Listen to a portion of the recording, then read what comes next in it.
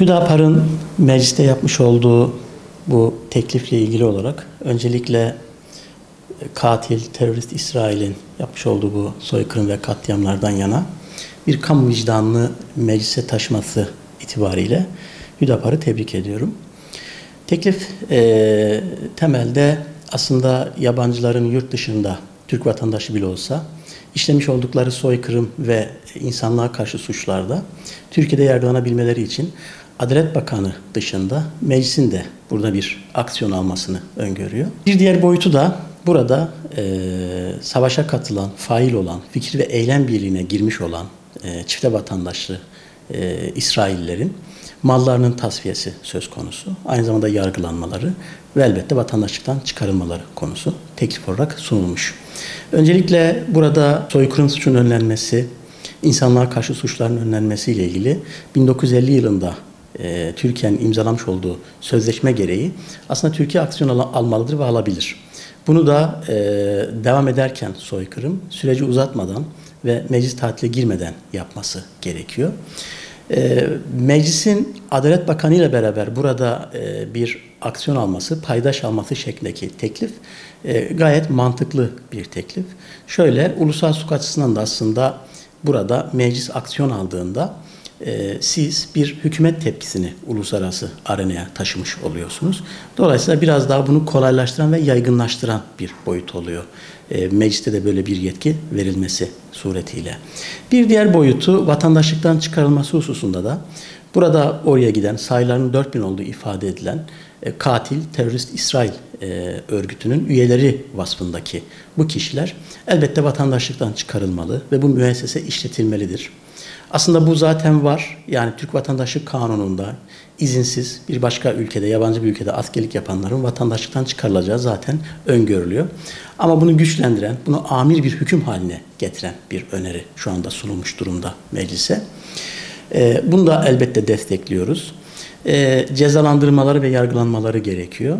Mülkiyet konusunda, mallarının tasfiyesi konusunda ise iç hukuk sistemimizde aslında bir takım bununla ilgili sıkıntılar olduğunu görüyoruz.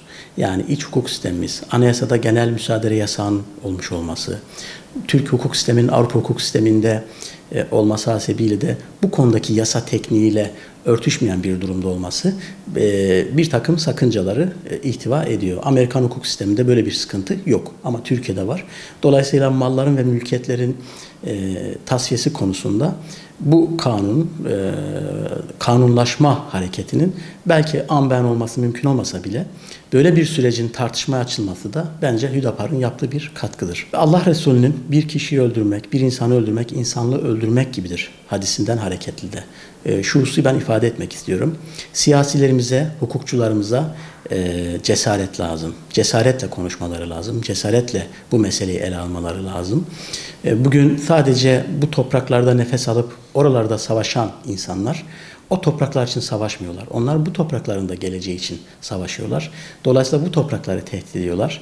Dolayısıyla bu toprakları da ihanet ediyorlar ve insanlığa ihanet ediyorlar.